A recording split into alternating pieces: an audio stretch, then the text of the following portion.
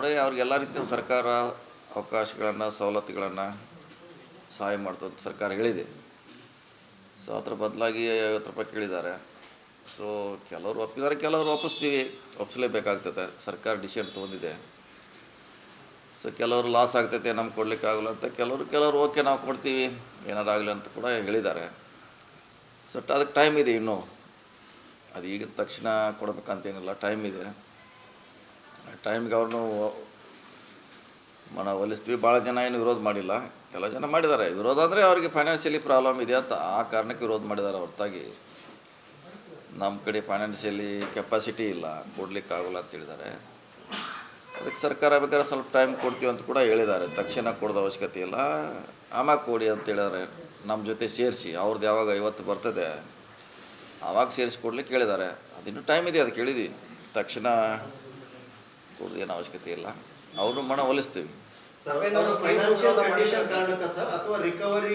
ಅದೇ ಬೇಸ same recovery ಇದ್ದರೆ ಫೈನಾನ್ಷಿಯಲಿ ಆಟೋಮೆಟಿಕ್ ಆಗಿ ಹೊಡೆತ ಬೀಳ್ತಿದ್ರೆ. ಕೆಲವ್ರದ್ದು ರಿಕವರಿ ಇಲ್ಲ. ನೀವು ಆಗೋದಿಲ್ಲ ಅಂತ ಹೇಳಿದ್ರಂತ ಯಾರು ಹೇಳಿದ್ರು?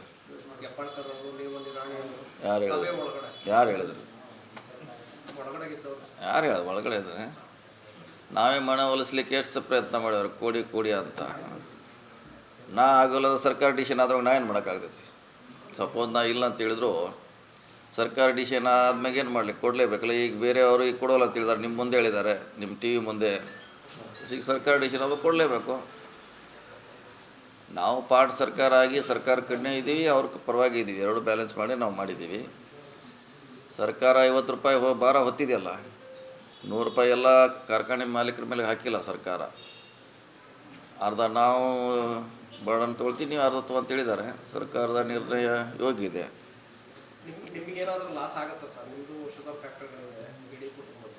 ನೋಡಿ, ಲಾಸು ಬಿಟ್ಟು ಆಮ್ಯಾಗ ಅದು ನೋಡೋಣ. ಈಗ ಮೊದಲು ಸರ್ಕಾರ ನಿರ್ಣಯ ಒಪ್ಪಬೇಕು. ಫ್ಯಾಕ್ಟ್ರಿ ನಡೀತೈತಿ, ಎಷ್ಟು ದಿವಸ ನಡೀತೈತಿ, ಎಷ್ಟು ಕೃಷಿಂಗ್ ಮಾಡ್ತಾರೆ, ಎಷ್ಟು ರಿಕವರಿ ಬರ್ತೈತೆ ಅನ್ನೋ ಮ್ಯಾಗ ಲಾಭ ನಷ್ಟ ಅವಲಂಬನೆ. ಅದು ಈಗ ಹೇಳಲಿಕ್ಕಾಗಲ್ಲ. ಇನ್ನೂ 4 ತಿಂಗಳು ಫ್ಯಾಕ್ಟ್ರಿ ನಡೆದ ಮೇಲೆ ಇದೆಲ್ಲ ಲೆಕ್ಕಾಚಾರ. ಈಗ ನಡೆಸೋಣ ತಿಳಿದೀವಿ, ಆಮ್ಯಾಗ ನೋಡೋಣ ಅದ್ರ ಬಗ್ಗೆ ಲಾಭ ನಷ್ಟ ಸ್ಟಾರ್ಟ್ ಮಾಡೋಣ, ಮುಂದೆ ನೋಡೋಣ ತಿಳಿದೀವಿ.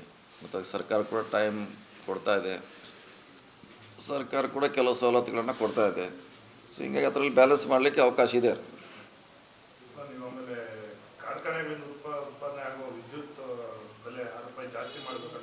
ಅಲ್ಲ, 6 ರೂಪಾಯಿ ತೊಗೊಳ್ತಾನೆ ಇಲ್ಲ ಅವರು, ಸರ್ಕಾರದವರು. ನಮ್ಗೆ ಎಲ್ಲಿ ಸಿಕ್ಕಲ್ಲಿ ಮಾರಾಟ ಮಾಡ್ತೀವಿ ನಾವು.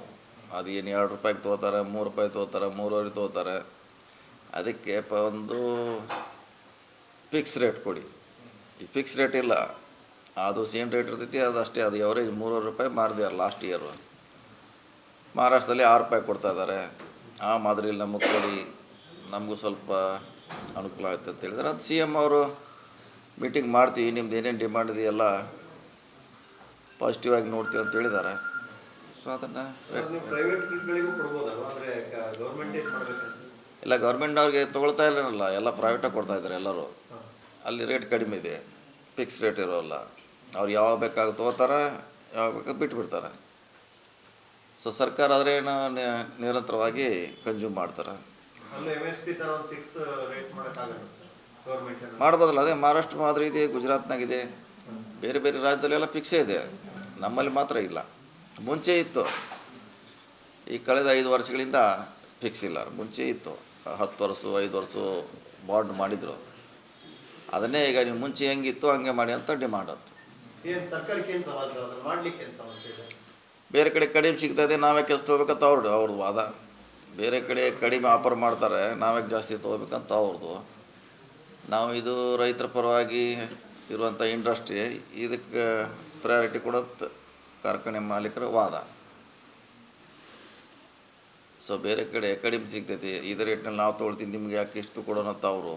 ಆದರೆ ಈಗ ಮಹಾರಾಷ್ಟ್ರದಲ್ಲಿ ಕೊಟ್ಟಿದ್ದಾರಲ್ಲ, ರೈತರ ಹಿತದೃಷ್ಟಿಯಿಂದ ಮಹಾರಾಷ್ಟ್ರದವರು ಅಗ್ರಿಮೆಂಟ್ ಮಾಡಿದ್ದಾರೆ.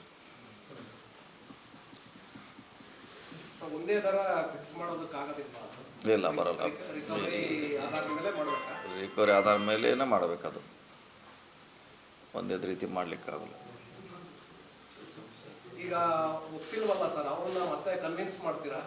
ಒಪ್ತಾರೆ. ಸರ್ಕಾರ ಎಲ್ಲ ಸಹಾಯ ಇಷ್ಟೆಲ್ಲ ಕೊಡ್ತಾ ಇದೆಯಲ್ಲ ಅವ್ರಿಗೆ, ಒಪ್ತಾರೆ. ಅವ್ರಿಗೆ ಎಲ್ಲೋ ಒಂದು ದೃಷ್ಟಿಯಿಂದ ಅನುಕೂಲ ಮಾಡಿಕೊಡ್ತದೆ ಸರ್ಕಾರ, ಒಪ್ತಾರೆ. ಮತ್ತು ಅದಕ್ಕಿನ್ನೂ ಟೈಮ್ ಇದೆ, ಅವರು ಫುಲ್ಫಿಲ್ ಮಾಡೋದಂಥ ಟೈಮ್ ಇದೆಯಲ್ಲ. ತಕ್ಷಣ ಏನು ಸರ್ಕಾರ ಅವ್ರಿಗೆ ಕೊಡಿ ಅಂತಿಲ್ಲ, ಟೈಮ್ ಕೂಡ ಕೊಟ್ಟಿದೆ, ಅವರಿಗೆ ಕೊಡಲಿ. ಈಗ 50 ರೂಪಾಯಿ ಕೊಟ್ಟರೆ ಎಷ್ಟು ಬರ್ಡನ್ ಆಗುತ್ತೆ ಸರ್ ಮಾಲೀಕರಿಗೆ? ಡಿಪೆಂಡ್, ಅವ್ರು ಕ್ರಷಿಂಗ್ ಎಷ್ಟು ಮಾಡ್ತಾರೆ ಅದ್ರ ಮ್ಯಾಗಲ್ಲ, ಈಗ ಗೊತ್ತಾಗೋಲ್ಲ. ಕ್ರಷಿಂಗ್ ಮೇಲೆ 50 ರೂಪಾಯಿ,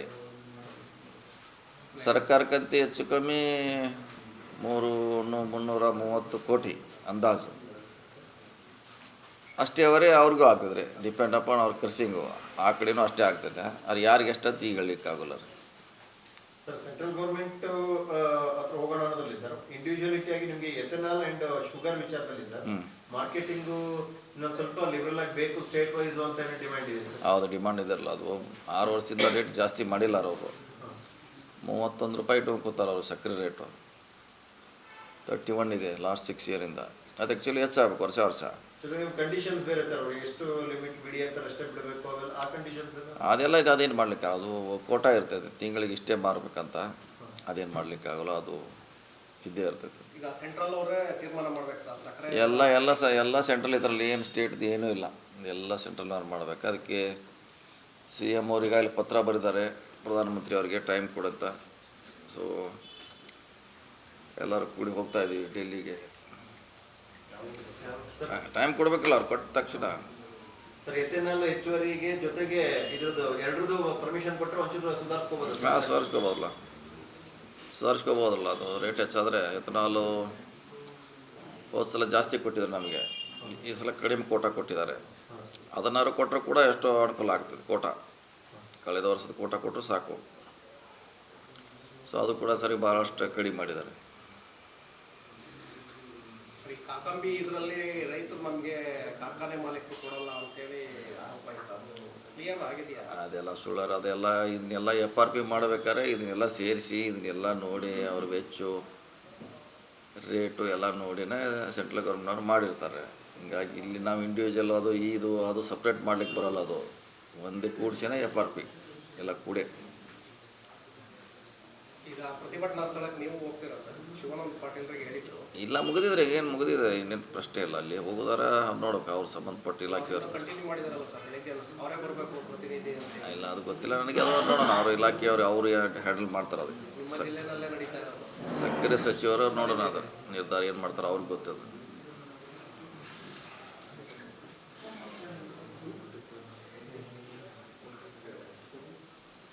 ಈಗ ಡೆಲ್ಲಿ ಹೇಳ್ರಿ, ಅದೇನು ಮಾಡ್ಲಿಕ್ಕಾಗಲ್ಲ. CM ಆಗಿಲ್ಲ, ಅದಕ್ಕೆ ಏನು ಮಾಡೋದು ಮತ್ತೆ ಅವರು ಆಟೋಮೆಟಿಕ್ಕಾಗಿ ಕ್ಯಾನ್ಸಲ್ ಮಾಡಿದ್ದಾರೆ. ಇಲ್ಲ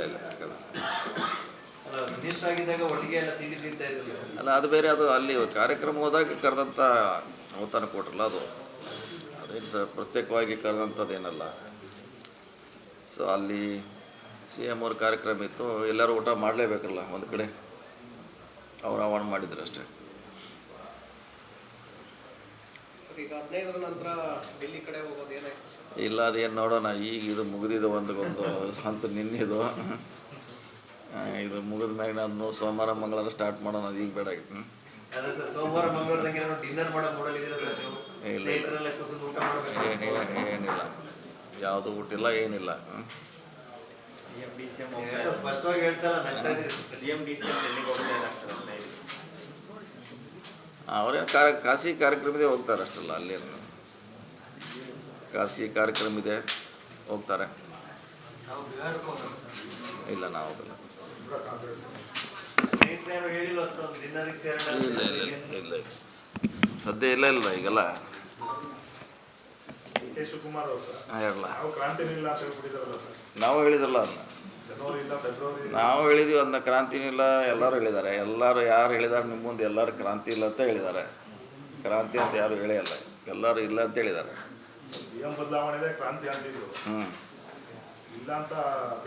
ಎಲ್ಲರೂ ಹೇಳಿದಾರಲ್ಲ, ಅವ್ರು ಹೇಳಿದ್ದಾರೆ, ಸುರೇಶ್ ಅವರು ಹೇಳಿದ್ದಾರೆ, ಬೇರೆ ಬೇರೆ ಮಂತ್ರಿಗಳು ಹೇಳಿದ್ದಾರೆ, ರಾಮಲಿಂಗ ರೆಡ್ಡಿ ಹೇಳಿದ್ದಾರೆ, ದಿನೇಶ್ ಗುಂಡೂರಾವ್ ಹೇಳಿದ್ದಾರೆ, ಜಮೀರ್ ಅಹಮದ್ ಖಾನ್ ಹೇಳಿದ್ದಾರೆ. ಸುಮಾರು ಜನ ನೀವು ಯಾರು ಕೇಳಿದ್ರೆ ಎಲ್ಲರೂ ಇಲ್ಲ ಅಂತ ಹೇಳ್ಯಾರ. ಹೇಳೋ ತನಕ ಸರ್ ಮತ್ತೆ ಇದು ಕ್ರಾಂತಿ ಆಗಿ ಯಾವುದಿಲ್ಲ ಕ್ರಾಂತಿ ಇಲ್ಲ ಅಂತ ಹೇಳಿದ್ವಿ. ನಾವು ಹಿರಿಯ ಸಚಿವರೆಲ್ಲ ಹಿಂಗೆ ಹೇಳ್ತಾ ಇದೀವಿ ಸರ್, ಆದ್ರೆ ಕೆಲ ಹಿರಿಯ ಶಾಸಕರು ಸೌದಿಯವರೆಲ್ಲ ನಮ್ಗೆ ಶುಕ್ರ ದಶೆ ಶುರುವಾಗ್ತಾ ಇದೆ ಅಂತ ಹೇಳಿದ್ದಾರೆ ಸರ್, ಕ್ಯಾಬಿನೆಟ್ ಹೋಗ್ತೀವಿ ಅಂತ ಲೆಕ್ಕಾಚಾರದಲ್ಲಿದ್ದಾರೆ ಸರ್. ಆಯ್ತು, ಅದನ್ನೆಲ್ಲ ತೋರಿಸಿದ್ರಲ್ಲ, ಅವ್ರ ಹೇಳಿಕೆಗಳೆಲ್ಲ ತೋರಿಸಿದ್ರೆ ಏನು ಜನ ನೋಡಿದೆ, ಇನ್ನೇನು ನಾನು ಹೇಳೋದು. ಅವ್ರನ್ನೆಲ್ಲ ಮಾತಾಡಿಸಿದ್ರೆ ಹೇಳಿದ್ದಾರೆ ಅವ್ರವ್ರ ಅಭಿಪ್ರಾಯ. ಸೊ ಅವ್ರು ಹೇಳಿದ ಮ್ಯಾಗ ನಾವೇನು ಹೇಳೋಕ್ಕಾಗೋಲ್ಲ. ನಾವೆಲ್ಲ ರೆಡಿ ಆಗಿದ್ದಾರೆ ಸರ್, ಈಗ ನಾವು ಕ್ಯಾಬಿನೆಟ್ ಸೇರ್ತೀವಿ ಅಂತ ಒಂದು ಟೀಮ್. ಅದೇ ಸೇರೋದು ಬಿಡೋದು ನಮ್ಮ ಕೈಗಿಲ್ಲ, ಎಲ್ಲ ಅವ್ರ ಕೈಗಿಲ್ಲ, ನಮ್ಮ ಕೈಗೆ ಯಾರ ಕೈಗಿಲ್ಲ. ಸೊ ವರಿಷ್ಠ ಕೈಗಿದೆ, ಅವ್ರು ಯಾವಾಗ ಅನುಮತಿ ಕೊಡ್ತಾರೋ ಹಾಕ್ತಾರೆ, ಇಲ್ಲಾಂದ್ರೆ ಇಲ್ಲ, ಅಲ್ಲಿವರೆಗೆ ಕಾಯ್ಬೇಕು ಅಷ್ಟೆಲ್ಲ, ಅದ್ರಾಗ ಏನು ಹೊಸದೇನಿಲ್ಲ. ಡಿ ಕೆ ಶಿವಕುಮಾರ್ ಅವರೇನೋ ಒತ್ತಡ ತರ್ತಾ ಇದ್ದಾರೆ ಅಂತ ಸರ್, ಇಡೀ ಕ್ಯಾಬಿನೆಟ್ ಬಿಟ್ಟು ಹೊಸಬರಿಗೆ ಅವಕಾಶ ಕೊಡಿ ಅಂತ ಹೇಳಿ ಗುಜರಾತ್ ಮಾತಾಡಿದ್ದಾರೆ. ಅವ್ರನ್ನೇ ಕೇಳಿಬಿಡಿ, ಎಲ್ಲ ಸುಮ್ಮನೆ ಎಲ್ಲ ಸುಮ್ಮನೆ ಇಲ್ಲ. ನಾವೇನು ಹೇಳಿದ್ರಿ, ವಿಕಾಸ್ ವಾಲಿ ಅವ್ರ ಹತ್ರ ಅದನ್ನ ಡಿ ಕೆ ಶಿವಕುಮಾರ್ ಅವ್ರನ್ನ ಕೇಳಿಬಿಡಿ, ಇಲ್ಲ ಸಿದ್ದರಾಮಯ್ಯ ಅವ್ರನ್ನ ಕೇಳಿಬಿಡಿ, ಹಿಂಗೆ ಏನು ಮಾಡ್ತೀರ ಅಂತ. ಈಗ ನಾವೇನು ಉತ್ತರ ಹೇಳಿದ್ರೆ ಅದಕ್ಕೆ? ಸರ್, ಈಗ ನೆಕ್ಸ್ಟ್ ಅಧ್ಯಕ್ಷ ಕೊಟ್ಟಿದ್ದೀರಿ, CM ಆಗ ಕೊಟ್ಟಿದ್ದೀರಿ. ನೀವು ಇದೇನು ಕೇಳೋಂಗೆ ಸಂಬಂಧಪಟ್ಟ ಕೇಳಿದ್ರೆ ನಿಮ್ಗೆ ಉತ್ತರ ಏನಾದ್ರು ಸಿಗ್ಬೋದು. ಈಗ ನಾವಿಲ್ಲದ ಉತ್ತರ ಹೇಳಿದ್ರಿ. ಈಗ ಅವ್ರು ಏನು ವಿಚಾರ ಇದೆ ನನಗೆ ಗೊತ್ತಿಲ್ಲ. ನೀವು ಕೇಳೋ ವಿಚಾರದಲ್ಲಿ ಮಾತ್ರ ಬೇರೆಯವ್ರು ಕೇಳಿ ಅಂತೀರ, ನೀವು ಮಾತ್ರ ಏನಾದ್ರು ಮಾಡ್ತಾನೆ ಇರ್ತೀರಿ. ಇಲ್ಲ, ನಾವೇನು ಮಾಡ್ತಾ ಇಲ್ಲ. ಯಾಕೆ ನಿಮ್ಮ ಸುತ್ತಲೇ ಸುತ್ತಾ ಇರುತ್ತೆ. ನಮ್ಮ ಪಾಡಿಗೆ ನಾವು ಇರ್ತೀವಿ, ಅದು ಸುತ್ತಾಗ್ತದೆ. ನಾವೇನು ಮಾಡಿದ್ರೆ ಅದು ನಾವೇನು ಮಾಡೋದು ಸುತ್ತಾಗ್ತೈತೆ. ಅದು ನಾವೇನು ಮಾಡಿದ್ರಲ್ಲ ಸುತ್ತಾಗುತ್ತೆ. ಆಗಲಿ ಬಿಡೋದು, ನಾವು ಸುಮ್ಮನೆ ಇರ್ತೀವಿ. ಓಕೆ, ನೀವು ಸುಮ್ಮನೆ ಇದ್ದೀರಿ ಸರ್, ಅದನ್ನ ನಿಮ್ಮ ಬೆಂಬಲಿಗರೆಲ್ಲ ನಿಮ್ಗೆ ಸಾರಥ್ಯ ಕೊಡಿಸ್ಬೇಕು, ನಿಮ್ಮ ನೇತೃತ್ವದಲ್ಲೇ ಕಾಂಗ್ರೆಸ್ ಪಕ್ಷ ಮುನ್ನಡೆಯಬೇಕು ಅಂತ ಇದ್ದಾರೆ ಸರ್ ಎಲ್ಲ. ಅವರವ್ರ ವಿಚಾರ ಇರ್ಬೋದು. ವಿಚಾರಕ್ಕೂ ನಿರ್ಧಾರಕ್ಕೂ ಡಿಸಿಷನ್ಗೂ ಸಂಬಂಧ ಇಲ್ಲ. ಬಂದಾಗ ನೋಡೋಣ. ಈಗ ಯಾಕೆ ಸುಳ್ಳು, ಈ ಎಲ್ಲರದು ಅಡ್ವಾನ್ಸ್ ಅವಶ್ಯಕತೆ ಇಲ್ಲ. ಪಕ್ಷ ನಿರ್ಧಾರ ಮಾಡ್ತಾರೆ, ಎಲ್ಲರೂ ಕಾಯೋಣ. ಗ್ಯಾರಂಟಿ ನ್ಯೂಸ್, ಸುದ್ದಿ ಖಚಿತ, ನ್ಯಾಯ ನಿಶ್ಚಿತ.